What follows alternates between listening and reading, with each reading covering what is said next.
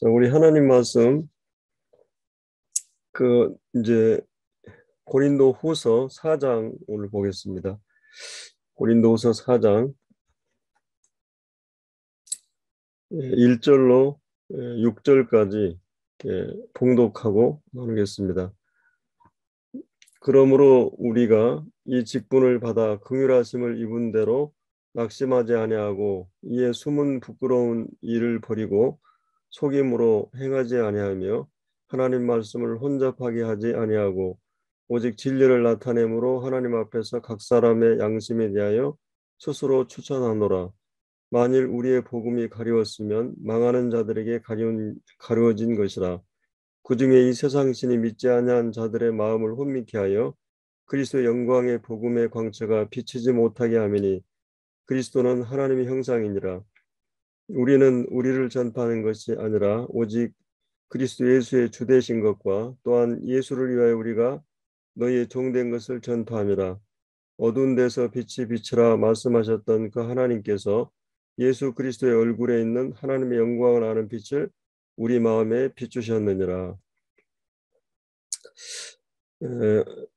오늘 이제 저희들이 살펴볼 본문은 이렇게 복음 그 사역의 어떤 하나의 그 모본을 교본을 보는 것 같이 이제 사도 바울의 그런 그런 자세를 우리가 이제 이 본문에서 볼 수가 있습니다.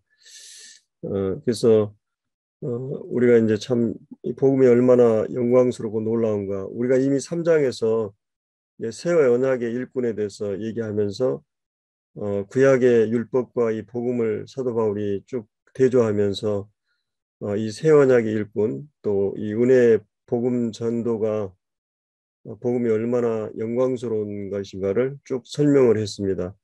이 언약 아래 있는 율법은 이렇게 돌판에 기록이 됐지만 이 복음을 통해서 우리가 구원받게 되는 과정에는 하나님의 성령이 우리의 마음판에 신비에 기록을 하고 또 이 복음 율법은 이제 사람을 정죄하고 죽이는 율법 앞에 서게 되면 자신이 죄인 것을 알게 되고 또 이렇게 또 그것은 결국은 죄는 그 사람을 죽이는. 근데 이제 이 복음은 우리를 의롭다 하고 또 이 생명을 우리에게 허락하시는 것을 볼 수 있고 또 그것은 수건으로 가리우지만은 잠시 있는 거지만 복음은 이렇게 영원한 이런 공개된 것인 것을 볼 수가 있었습니다. 그래서 이제 이런 복음에 대해서 쭉 사도 바울이 얘기를 해왔는데 이제 그 4장 1절에 그러므로라고 하는 이 접속사는 지금 3장에서 얘기했던 거를 이제 받아서 그러므로 우리가 이 직분을 받아 이거를 조금 더 의역을 하면 그러므로 우리가 이 직분을 받았기 때문에 이런 말입니다. 그래서 이게 낙심을 하지 않는다 이렇게 말하고 있어요. 참 우리가 이제 주님을 섬겨 나가다 보면은 참 많은 낙심을 하게 되는데 참 우리가 뭐 잘 되고 나서도 이렇게 갑자기 그 어떤 그런 시험이 찾아올 수 있고 또 이 머리 안 풀리고 이 안 돼도 이제 이렇게 마음에 낙심이 되잖아요. 그래서 이제 이 낙심이 끊임없이 우리를 찾아오게 되고 또 이제 좁은 의미에서 사역자뿐만 아니라 넓은 의미에서 모든 성도들은 하나님 앞에서 이제 직분을 갖고 있죠. 우리가 이제 하나님께 예배드리는 그 제사장들로서의 예배의 직분을 받았고 또 우리는 전도를 해야 되는 복음 전도의 제사장으로서의 전도의 증인들이고 직분을 가지고 있고 또 이제 우리가 이게 성도들을 섬기는 그런 봉사의 그런 직분을 가지기도 하고 또 이제 또 말씀을 맡아서 부분적으로 이렇게 맡아서 하는 일들을 또 우리가 직분이라고 그럽니다. 그래서 넓은 의미에서 모든 성도는 직분을 맡아서 일을 하고 있는데 사실은 낙심이 찾아오면 어떤 그 감정적인 우울하고 슬프고 막 이렇게 다운되고 이런 것뿐만 아니라 사도 바울이 여기서 이제 낙심하지 않는다는 말은 때로 이제 그런 것들이 올 때 아무리 기도해도 응답이 안 되고 아무리 전도해도 이렇게 이제 세계 경기 것처럼 반응하지 않고 또 이렇게 이제 어떤 열매들이 없고 이렇게 이제 또 때로 나 자신 때문에 좌절하고 낙심하기도 하고 또 이런 환경이나 이제 외부적인 것 보고도 이제 우리가 낙심하기도 하고 이제 여러 가지 측면에서 이 낙심 사단의 그 전략 가운데 하나가 우리를 끊임없이 낙심하게 하는 근데 이제 사도 바울은 그 지금 여러 가지 정황을 봤을 때는 낙심할 수밖에 없는 상황이고 또 이런 여러 가지 낙심 상황에서도 여기서 이제 이 복음의 직분이 이 영광스러운 복음의 직분이 얼마나 놀라운 것이기 때문에 그런 낙심하지 않는다고 얘기하고 있습니다. 우리가 이제 항상 어떤 일을 할 때 스스로가 나는 이건 자격이 안 돼, 실력이 안 돼, 나는 이제 정말 나는 이 일을 할 수 없어 이런 것 때문에 좌절하고 낙심할 때가 많잖아요. 근데 항상 사단은 감정적으로 내가 낙심하는 정도가 아니라 의지적으로 그걸 포기하게 하는 이것이 이제 낙심할 때 가장 위험한 거거든. 내가 어떤 일을 하다 주일학교 하다 뭐 어떤 일을 하다 마음이 상하고 어려움이 되면 낙심이 되면 의지적으로 포기하게 하는 것이 가장 그 위험한 거고 사단은 그거를 겨냥하고 있고 목표하기 때문에 사도 바울이 복음을 전하면서 이게 열매들이 없고 지금 어떻게 보면은 이 거짓 교사들이 계속 공격을 하고 또 이제 이런 비난하기도 하고 이런 가운데서 그런 이제 그 낙심하지 않는다고 이렇게 얘기하고 있습니다. 왜 그러냐면 이 직분이 너무나 영광스러운 직분인데 그러면 내가 실력이 있고 자격이 있고 어, 이래서 이거를 하고 있는 건가? 여기 이제 말씀한 대로 긍휼하심의 근거에서 내가 나된 것은 하나님의 은혜로 되었고 우리가 디모데후서 1장에도 보면 물론 이제 충성되어 하나님의 직분을 맡기셨지만 또 그 이후에 보면 하나님이 먼저 믿게 하신 것은 그 긍휼하심 때문이다. 그리고 이제 본이 되게 하기 위해서 하나님이 나를 그러니까 이 바울 같은 사람도 이렇게 사상이라든지 어떤 거로 이게 무장이 되면 저 사람은 절대 변하지 않아. 저 사람은 변할 수 없어. 그냥 이런 사람들 있잖아요. 근데 바울이 변하는 걸 보면서 사도 바울을 변화시킨 것은 그가 뭐 하나님 잘 믿을 수 있는 조건을 갖고 있는 게 아니라 이 사람은 정말 무서운 그 어떤 유대인들이 가지고 있는 율법이라고 하는 것에 의해서 거의 걸림돌이 됐는데 그것에 그냥 해가지고 오히려 하나님 믿는 복음을 받아들이기 가장 어려운 그런 사람을 하나님이 그냥 굴복해 하고 변화시키는 걸 통해서 하나님께서 본을 보이기 위해서 자기를 먼저 이렇게 하셨다. 그래서 이제 나이 나된 것은 하나님의 은혜고 어, 내가 이렇게 이제 그 하나님의 일꾼이 된 것은 주님의 긍휼하심에 의해서 주님의 능력에 의해서 이제 에베소 3장에서 우리가 이제 볼 때 그런 말씀이 있었죠. 그래서 이제 낙심하지 않는다 이렇게 사도 바울이 얘기하고 있습니다. 그래서 이제 여기서 사도 바울이 그 복음 사역자로서의 어떤 그 자세를 1절과 이제 5절에서 이렇게 얘기를 하고 있거든요. 이 뭐냐 이 5절에 보면 우리는 우리를 전파하는 것이 아니다.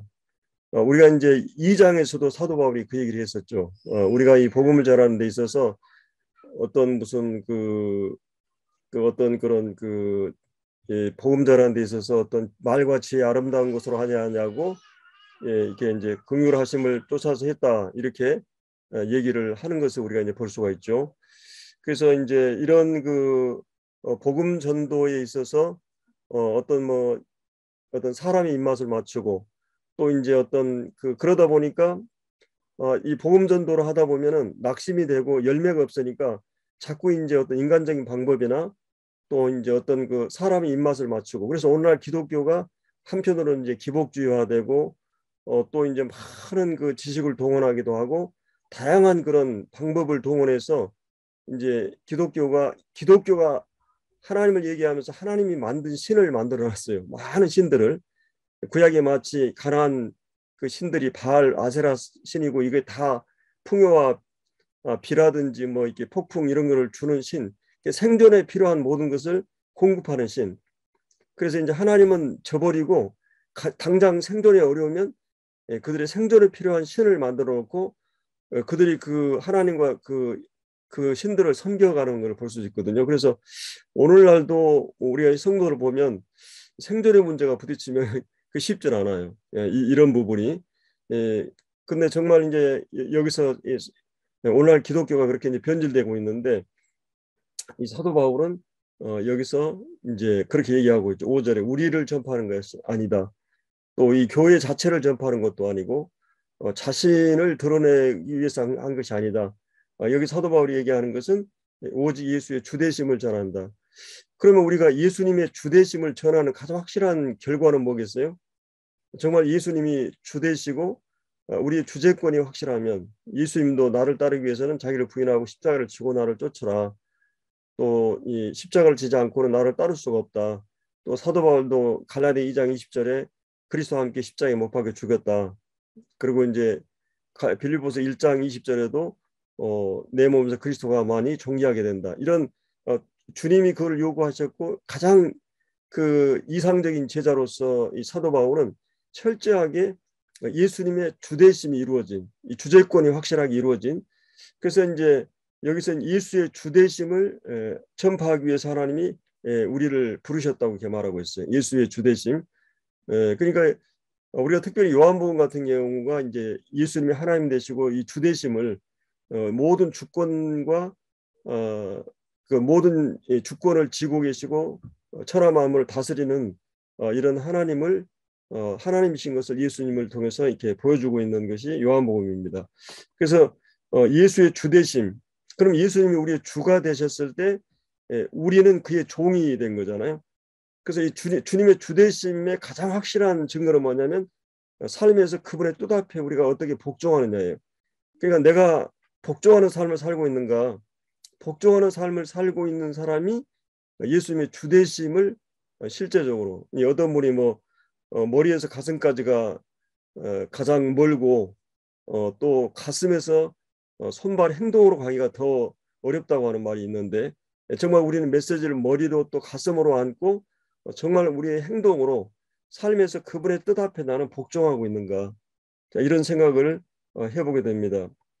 그래서 사도 바울은 여기서 이제 첫째로는 하나님의 내가 뭐 자격 있고 실력 있고 잘나서 하나님 나를 부르신 게 아니라 나는 정말 하나님 앞에서 이게 사도라 부르심을 자격도 없고 하나님 교회를 핍박한 자였고 또 이런 그 긍휼하심에 의해서 내가 이렇게 이제 이런 직분을 받았고 또 이제 우리를 전파하기 위해서 이제 유대인들은 철저하게 율법에 근거해서 자기가 세워지기 때문에 그런 어떤 그 행위라든지 자기의 어떤 실력이나 이런 게 근거해서 자기를 세웠기 때문에 이제 그들은 자랑하게 되고 또 그렇지 못한 사람을 세상적인 스펙이나 세상적인 어떤 그런 것들을 이제 요구하기도 하고 근데 이제 사도 바울은 여기서 여기서 사도된 이 복음 전도자의 중요한 그런 그 이 자세를 얘기하면서 여기서 이런 얘기를 하고 있습니다. 내가 낙심하지 않는다. 그래서 이제 그 여기서 이제 이 직분을 하나님께로 받았다. 여기 이제 1절에 보면 이 직분을 하나님께로 받았다. 그래 이것은 이 직분을 주신 분이 누구인가? 하늘과 땅의 모든 권세를 지신 그 예수 그리스도가 모든 것의 사령관이고 주권자이신 그분이 의해서 그가 이 소명을 받았고 또 이제 그가 이 복음을 얘기할 때 나의 생명을 조금 더 귀한 것으로 여기지 않는다. 사도행 20장에 보면 그래서 정말 생명을 그 조금 더 귀한 것으로 여기지 않는 그런 가치 있는 복음을 위해서 여기서 이제 이 말하고 있는 것을 이제 볼 수가 있습니다. 그래서 이제 정말 이제 이제 구약의 이제 그런 직분과 신약의 직분을 쭉 그 이제 대조해서 이제 얘기를 했었는데요. 그가 주님 앞에 이런 사명을 받은 자로서 얘기하고 있습니다. 자, 그런데 우리가 1절의 말씀에서 그런 말을 했는데 2절에서는 이제 하나님의 사역자의 이제 그 방식, 전도의 방식에 대해서 얘기하면서 먼저 이제 부끄러움 일을 버리고 또 속임으로 행하지 아니하고 하나님 말씀을 혼잡게 아니하고 이제 부정적으로 세 가지 얘기를 하는데요. 우리가 이제 주님 복음을 전하고 주님의 일을 하고 어떤 일을 할 때 항상 우리가 어떤 선교지도 그렇고 어떤 결과라든지 어떤 반응이나 열매나 이런 그 특별히 오늘날 실용주의 사회다 보니까 항상 어떤 업적이라든지 실적이나 이런 거를 가지고 이제 상당히 따지기 때문에 이제 이런 그 숫자에 대해서 민감하게 되고 그런데 이제 이런 일들이 잘 안 이루어질 때 인간적인 타협을 할 수 있다고 하는 거죠. 그래서 이제 2절 말씀을 어떻게 보면은 사도 바울과 이제 거짓 교사들을 대조하는 측면도 있지만은 사도 바울은 나는 이렇게 하지 않았다. 그러니까 어떤 일이 안 될 때 그 일을 이루기 위해서 많은 방법을 우리가 이제 끌어들일 수 있거든요. 근데 사도 바울은 그렇게 하지 않았다고 하는 것을 여기서 말하고 있어요. 그 이제 첫째로는 이게 이제 숨은 부끄러운 일을 버렸다. 이 버렸다는 말이 이제 결별을 선언하는 건데 이 부끄럽고 불명예스러운 수치스럽고 창피한 어둠과 관련된 일을 버렸다. 이제 예를 들어서 우리가 정숙하고 정귀한 여인들은 자연스러운 아름다움에서 오는 우아함을 만족하고 그 시대의 창녀들처럼 인위적이고 장식에 의존하지 않았다. 지나친 위장이나 부당한 꾸밈으로 복음을 제시하지 않고 순수함과 진실함으로 이 복음을 전했다고 말하고 있어요. 또 속된 철학 속에 장황한 허풍이 있고 무수한 말과 가면 속에 전달을 하지만 성령의 효과적인 능력이 나타나야 한다. 그래서 이제 그 이게 괴율이나 관계, 예를 들어서 변장과 교활한 방법, 또 재치와 기발한 생각들을 표침으로 평판을 사고자 함으로 무식한 자들이 박수갈채를 사는 방법, 또 이 관계, 그래서 이제 정치가들의 교활성, 장사꾼들의 속임수를 버려야 한다. 이렇게 이제 이런 그 부끄러운 일을 버리고 또 속임으로 이렇게 행하지 아니했고, 그러니까 이제 사도 바울은 하나님의 복음 그대로 순수하게 전달하기 원했던 거죠. 이게 어떤 내용을 그대로 전달하는 것, 하나님이 주신 그 내용을 추가하거나 빼지도 않고 그대로 전달하는 일을 충실하게 하는, 이게 아까 우리가 이제 4절에 1절에 나왔던 사역자들이 있어 이 겸손이 중요하죠. 나의 나된 것은 전적으로 하나님의 은혜로 되었다고 하는 이런 그 이제 이 겸손이 필요하고 또 이 정직하고 진실한 것이 필요한데 2절에서는 그가 복음을 전할 때 이렇게 전했다고 하는 것입니다. 이렇게 하나님 말씀 혼잡게 하지 않았다. 장사꾼들이 이제 막 술을 팔 때 물을 타서 하고 이렇게 많은 철학과 믹서를 하고 율법과 믹서를 하고, 이 초대 시대 보면 율법주의하고 막 그 은혜를 플러스 하기도 하고 영지주의 철학에다가 막 복음을 플러스 하기도 하고 이런 많은 그런 속임 그 혼잡게 하는, 복음을 혼잡게 하지 않았다. 오직 진리를 순수하게 이렇게 나타내므로 하나님 앞에 각 사람의 양심에 대해 서로 추천했다고 이게 말하고 있어요. 그래서 이제 복음 전도의 방식에서 사도 바울은 철저하게 예수 그리스도와 그의 십자가의 면은 알지 아니기로 작정했고 또 성령의 나타남과 능력으로 전달하기 위해서 그런 힘썼던 거를 이제 볼 수 있습니다. 그래서 이제 사도 바울이 이미 고린도서 2장에서 얘기했던 거를 다시 한번 지금 여기서 이 말하고 있는 걸 볼 수 있어요. 그다음에 이제 우리가 이제 세 번째로 볼 것은 이 복음 사역의 이제 결과 반응에 대해서 그러니까 이제 사도 바울이 복음을 이제 전하는데 효과가 나타나지 않을 때 이제 그가 이제 어떻게 했는가? 그러니까 이제 사도 바울이 그렇게 이제 뭐 그 사도고 막 그렇게 했는데 그들이 거짓 교사들이 공격하는, 그들이 기대하는 것처럼 믿지 않은 사람들이 나타나고 또 이게 그 구원받지 않은 그런 역사들을 통해서 공격할 수 있잖아요.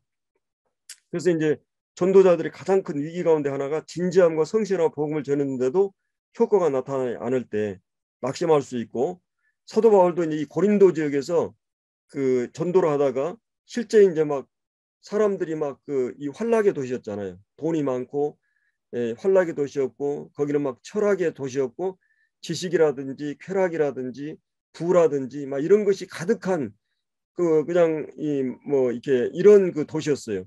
그러다 보니까 아무리 전도해도 효과는 없고 그래서 낙심이 돼가지고 사도 바울이 굉장히 처져 있었는데 주님이 나타나셔가지고 두려워하지 마라, 내가 너와 함께 아니다, 이 성중에 내 백성이 많으니까 담대하게 전하라, 이런 말씀 한 적 있잖아요. 그러니까 이제 사도 바울도 계속 그런 시험을 받았었고 한편으로는 바울이 전도의 반절 이런 것 빌미로 바울을 공격하기도 하고 그래서 이제 이 복음 자체는 본질적으로 결점이 없고 또 전도자의 자질이나 이런 어떤 기술이나 능력의 잘못이 아니라 다만 이 복음을 반응하지 않는 사람들은 왜 그러느냐, 3, 4절에 그 얘기하고 있죠. 만일 우리가 복음이 가리웠다면, 우리가 전한 복음이 가리웠다면 망하는 자들이 가리워진 것이라, 그중에 이 세상 신이, 이 사단이 믿지 않은 자들의 마음을 혼미케 해서 그리스도의 영광의 복음의 광채가 비치지 못하게 하매니 그리스도 하나님의 형상이니라. 물론 이제 사도 바울이 지금 뭐 어떤 변명이나 핑계 이런 게 아니고, 사도 바울은 하나님 주신 말씀을 성실하게 전했는데, 우리가 예를 들어서 여주에 와서 복음을 막 전했는데, 우리가 이제 예를 들어 100명 복음을 전하면 한 10분의 1밖에 안 돌아와요. 그 얼마나 많은 사람들이 교회로 왔다가 떠나기도 하고, 또 막 한 달, 두 달, 막 6개월, 1년 계속 개인 전도도 하고 이러는데 그 돌아오는 사람은 많지는 않잖아요. 사도 바울도 그런 공격을 받았을 때, 이게 이제 그 복음을 받아들인 사람에게 또 책임이 있는가 하면, 그들의 마음이 하나님 앞에서 찾는 마음이 없거나, 또 그러다 보니까 사단이 그들 안에서 역사해 가지고 복음을 가려워 버리는, 그래서 그들이 망하는 자가 되고 이렇게 된다고 하는 것입니다. 그래서 지금 공격하는 자들이 바울의 어떤 실력이나 사도권이나 막 전도자로서의 어떤 자질이나 이런 걸 공격하니까, 그것은 내가 복음을 불성실하게 전한 게 아니고, 복음 자체에 문제가 있는 것도 아니고, 그 거짓 교사들이 공격하는 그런 것이 아니라 충실하게 복음을 전했고, 그러나 이제 그 받는 자들 때문에, 혹은 또 이 사단의 그들을 가리워 가지고 복음을 받아들이지 않았다고 하는 것을 이렇게 이제 여기서 말하고 있는 것입니다. 그래서 이제 이런 복음 사역의 결과나 반응에 대해서 사도 바울은 이런 입장을 가지고 있었기 때문에, 사도 바울은 결과에 연연하지 않고 낙심할 수 있는 이 상황이나 이런 모든 것들에서 하나님 말씀에 근거해서 지금 선포하고 이제 설명하고 있는 것이에요. 사실은 자신에게도 그런 시험이 왔고 실제 그랬었고, 우리가 사도행전을 보면 그런 말씀들이 여러 군데 나오는데, 그가 지금 이 모든 공격에 대해서 이렇게 답하고 있는 걸 볼 수 있습니다. 그리고 이제 또 한 가지는 이제 복음 사역의 자세에 대해서 아까 계속 이제 이 5절에서 우리를 전파하는 것이 아니라 오직 그리스도의 주되신 것과 우리 예수를 위하여 우리가 종된 것을 전파합니다. 그래서 하나님 앞에서 우리의 위치에 대해서 항상 사도 바울은 지금 유대주의자들이나 율법주의자들처럼 그 사람들 안에서 서로 권위를 세우고 뭐 사람들이 대접을 받고 이런 것이 아니라, 그가 이렇게 하나님 앞에서 어떤 위치에 있다고 하는 것을 이렇게 말하고 있습니다. 그리고 이제 이 복음 사역의 목표가 6절에 나오는데요. 이 어두운 데서 빛이 빛이라 말씀하신 그 하나님께서 예수 그리스도의 얼굴에 나타난 하나님의 영광을 아는 빛을 비추게 하셨다. 그래서 이제 여기는 그가 이제 그 5장 5절에서 나왔던 그가 종된 그 이유를 말한다고도 하고, 또 왜 그가 그리스도를 전파하느냐 같은 말이죠. 내가 왜 종이 되었느냐, 또 내가 이제 왜 그리스도를 전파하느냐, 그 이유나 목적이 바로 6절에 있는 이 말씀인 것을 이제 볼 수가 있습니다. 그래서 이제 이 6절에 핵심은 뭐겠어요? 그 이제 6절 어두운 데 빛이라 말씀하시던 그 하나님께서 예수 그리스도의 얼굴에 있는 하나님의 영광을 아는 빛을 우리 마음에 비추셨느니라. 자, 그래서 여기서 바울이 그토록 전하고 싶은 그 지식의 주제가 무엇인가? 그것은 그의 마음을 지배하고 사로잡고 전하지 않으면 견딜 수 없는 값진 주제, 또 모든 사람이 가장 필요로 하는 주제, 또 모든 사람이 반드시 공부할 과목, 필수 주제는 뭐냐? 바울이 회심하고 나서 계속 알아온 이 지식, 그것은 좀 더 가까이, 좀 더 분명하게, 확실하게 알고 싶은 것은 하나님을 아는 지식이에요. 이 5절, 6절에 나오는 하나님의 영광을 아는 빛이라고 말하고 있죠. 그래서 이 하나님의 영광을 아는 빛은 역사에 보면은 이제 아브라함에게 하나님의 영광 가운데 나타나셨고, 자신의 지식을 전하셨고, 또 하나님께서 모세 가시떨기나 시내 산에서 자신의 영광을 계시하셨고, 또 우리가 이 바울은 다메섹 도상에서 하나님의 영광을 접하게 됩니다. 베드로, 야고보, 요한도 변화산에서 그의 영광을 보고 하나님의 영광을 내가 친히 보았다, 베드로가 그랬고, 또 사도 요한도 요한복음 1장에 보면은 우리가 그 영광을 보니 아버지의 독생자의 영광이요 은혜와 진리가 충만하더라 이런 말씀을 하는 걸 볼 수 있습니다. 그래서 이제 여기서 그 하나님의 영광을 아는 빛 지식이 어디에 나타나느냐? 바로 예수 그리스도의 얼굴에. 이거는 예수 그리스도의 인격과 삶에 그의 사역에 하나님의 영광을 아는 빛이 다 드러났습니다.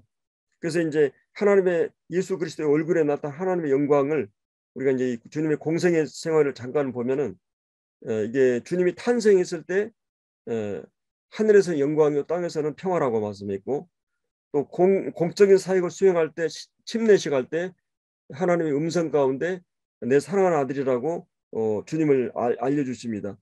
또 주님이 오병이의 기적, 우주의 식량을 공급하시고 또 모든 생명체의 필요를 공급하시는 이런 주님, 또 귀신을 쫓아내는 신적인 권세, 죽은 자를 살리시고 또 병자를 치료하시고 바다를 잠잠케 하시고 무리를 거르시고, 주님이 입에서 나오는 모든 말씀은 오류가 없는 그런 권세 있고 은혜로운 말씀이었고, 그런 주님께서 농부의 옷을 입고 목수의 작업복을 입고 이 오두막집 가난한 이런 그 자기를 낮추시고 이 겸비의 극치에 나가셨던 걸 볼 수 있어요. 자기 사람들을 사랑하실 때 끝까지 사랑하시고 무엇보다도 십자가에서 하나님의 그 영광이, 하나님의 하나님 되심이, 그 공의와 거룩과 사랑과 은혜와 하나님의 지혜와 능력이 십자가에서 이 모두 다 드러난, 주님이 부활하실 때 하나님의 영광이 나타났고 주님의 승천하실 때 또 주님이 천국에 가셔서 하나님 보좌 우편에 이 스데반이 주님 영광 가운데 있는 걸 보셨어요. 또 다시 오실 주님께서 이제 영광 중에 우리를 데리러 오실 것입니다. 이 주님의 얼굴에 하나님의 영광을 아는 빛을 우리 개인 안에 비춰주셨고, 우리는 이것을 관찰하는 방법으로 신상의 모든 충만이 주님의 육체 안에 계신 것을 우리가 보았습니다. 하나님의 영광의 광채 본체 신 걸 우리가 이제 볼 수가 있어요. 그래서 이런 그 우리가 하나님을 아는 것, 하나님을 알게 될 때 사도 바울이 빌립보서 3장에 보면은 하나님을 아는 것에 지식이 고상함에 대해서 그리고 또 이제 그 이제 에베소서 1장에 이 지혜와 계시의 영 성령을 통해서 하나님을 알게 해달라고, 또 3장에서도 하나님을 알게 해달라는 말을 하고 있습니다. 자, 이 지식을 어떻게 우리가 알 수 있는가? 히브리서 3장에 있는 대로 이 예수 그리스도를 깊이 생각하고 또 예수 그리스도 믿음의 주 온전케 하신 그리스도를 바라보고, 또 이렇게 될 때 주의 말씀을 묵상하고 그 주님을 계속 우리가 이렇게 생각할 때 주님이 어떤 분인 걸 알게 되고, 또 지혜와 계시의 영인 성령을 통해서 우리가 믿음으로 이 영적인 눈이 열려져서 주님을 바라볼 때 주님을 알게 되고, 또 이 마음이 청결한 자는 하나님 본다고 했을 때 하나님의 영광을 알게 되는 거죠. 하나님을 우리 자연 속에서도 우리가 영적인 눈이 열리게 되면 하나님이 거기 보이고, 우리 어떤 사건이나 어떤 모든 일 가운데서도 하나님이 내게 말씀하신 음성을 듣게 되고, 어떤 형제의 말 속에 또 말씀을 볼 때 말씀 속에서 하나님이 어떤 분인 걸 알게 되는 이런 걸 볼 수 있습니다. 그래서 빌립보서 3장 10절에 내가 그리스도와 그 부활의 권능과 그분의 알리하여 내가 죽으심을 본받아 고난에 동참했다. 그래서 내가 내 자신이 깨어지고 부서진 만큼 또 내 자신이 이 고난에 주님을 때문에 고난받는 길을 갈 때 주님이 실제적으로 우리에게 경험되고 알아가는 걸 볼 수 있어요. 그래서 우리는 이제 이 지식을 소유한 자로서 우리의 의무는 뭐냐면 우리가 이 복음을, 이 그리스도 안에 나타난 하나님의 영광을 아는 지식을 이제 우리가 전파해야 됩니다. 하나님 정말 이렇게 우리를 사랑하신 분이고 지혜로우신 분이고 이 창조하신 분이고 구속하신 분이고 또 하나님의 사랑과 은혜와 이 하나님의 어떤 분인 것을 예수 그리스도 안에 다 이렇게 전시해 놓았는데, 우리가 이 예수님을 알게 되면서 이 놀라운 이 복음을 전파해야 되고 이런 사명을 우리는 갖고 있어요. 또 주님을 알고 담는 일, 또 그분과 동행하는 일을 위해서 우리가 하나님 앞에 부름을 받았다고 하는 것이죠. 그래서 구약 성경이 어두운 데서 빛이 빛이라 말씀하셨던 하나님, 창세기 보면 흑암의 기품이 있고 땅은 혼돈하고 공허하고 인간의 마음의 영적인 상태가 그러잖아요. 사람들은 그 영적으로 어두워 있고 또 이제 사단은 어떻게 하는지 어둠을 뿌리고 그리고 이제 우리는 빛을 영광을 하는 복음의 빛을 계속해서 뿌리고 싶어하고 그래서 이제 그 어두운 데서 그 빛이 빛이라고 하셨던 그러니까 우리가 사람들이 변화되는 것은 그 사람이 죄인인 걸 깨닫는 것, 은혜를 깨닫는 것, 그다음에 그 사람이 변화되는 것, 이 모든 것이 창조와 같은 거예요. 이 무에서 유를 창조하듯이 죽은 사람을 살리는 일이기 때문에 그러나 우리가 복음을 전하면 하나님 성령이 그걸 사용하신다는 거. 우리가 씨앗을 뿌리면 그 생명이 일어나듯이 그래서 우리는 우리의 주변 사람들에게 삶을 통해서나 이 복음을 계속 증거하는 일을 위해서 부름을 받은 자들이라고 하는 것입니다. 그래서 오늘은 이런 사역의 아름다운 모범이 되는 이 바울을 보면서 그 하나님 앞에서 이 사역을 어떻게 해왔는가 이런 부분들을 같이 살펴봤습니다. 우리 기도하고 마치겠습니다. 아버지 하나님 참 주님께서 참 사도 바울에게 자신을 계시하셨듯이 또 우리에게도 참 이 복음의 영광을 아는 지식을 허락해 주시고 참 이 빛을 통해서 참 태양이 빛을 발하지만 소경은 빛을 의식하고 느낄 수 없듯이 이런 영적인 어두운 상태에 있는 저희들에게 주님께서 참 이 놀라운 그 성령의 역사로 눈을 뜨게 하시고 이제 영광의 빛을 보며 향유할 수 있게 하시고 또 이 비단에 저희들이 참 즐거움을 얻게 해주신 것을 감사합니다. 저희들이 더욱 참 이 주님 안에서 하나님을 아는 지식이 더해감으로 참 저희들이 주님을 실제적으로 배우고 알아가면서 참 이 주님을 우리 주변 사람들에게 이렇게 주님의 아름다운 덕을 드러내고 또 증인의 삶을 살게 하시며 또 계속해서 이 주님을 잘 전파하는 저희들이 사명자로서의 사역을 잘 감당할 수 있도록 저희들을 붙잡아 주시옵소서. 저희들이 이 일을 할 때마다 때로는 낙심이 되고 때로는 막막할 때가 있고 좀 이 세상에 보이는 일들은 결과가 당장 나타나지만 영적인 일들은 참 때로 무료한 또 많은 그런 시간들을 보내면서 쌓여야 되는 그러나 주님께서 참 그 안에 놀라운 역사를 일으키셔야만이 열매들로 나타나는 걸 보게 됩니다.